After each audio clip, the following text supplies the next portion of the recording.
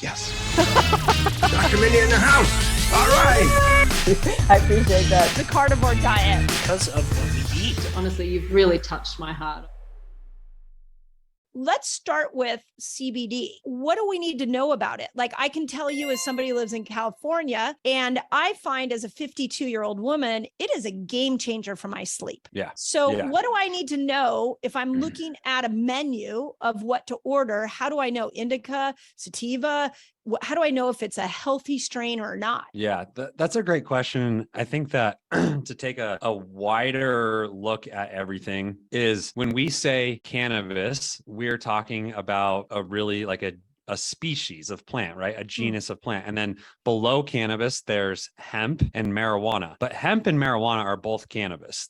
They're all the same mother or genus, best terminology for that. But the difference between hemp and marijuana is literally at the federal level. Hemp is cannabis with less than 0.3% THC dry weight, and then marijuana has greater than 0.3% THC. So what is THC? Tetrahydrocannabinol, which is one out of over 100 node cannabinoids in the cannabis plant. And then CBD, cannabidiol, is another of those over 100 cannabinoids in the cannabis plant. So we're talking about THC and CBD. But if we start with CBD, is not an intoxicating cannabinoid. When people think marijuana, they think THC, they think intoxicating, they think high. But CBD and a wide array of other cannabinoids aren't actually intoxicating, but they are psychoactive. They do have an effect in the brain. And there was this conversation for a while that this CBD is non-psychoactive.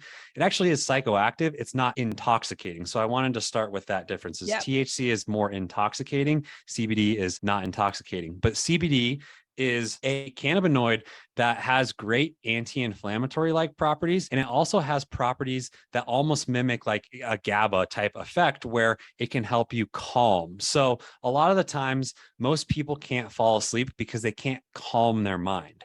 So if we can calm our mind, then we can fall asleep. And if we can fall asleep and have a deep night's sleep, then we can recover our entire body, not just our body, but also our brain. And then we wake up the next day and we can do all the normal human things. So that's a very simple way of looking at it. But cannabinoids can modulate and bind to receptors in your system, the endocannabinoid system in the body that has CB1 and CB2 receptors.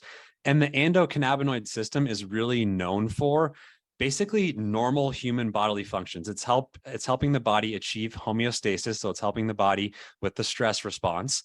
And then it's also responsible for your sleep-wake cycle, your mood, your appetite. So these are all very normal things. And CBD can be viewed as, you've probably heard the term adaptogen, which is really helping the body with its stress response. So CBD, if you were to walk into a dispensary, you would hear the terminologies that you're saying. So indica, sativa, typically indica is known as like, my dad has this joke. He goes, indica in the couch. Yeah. And then he says sativa social. So it kind of thinks sativa is like more uplifting, and then indica is more like end of the day, helping you wind down.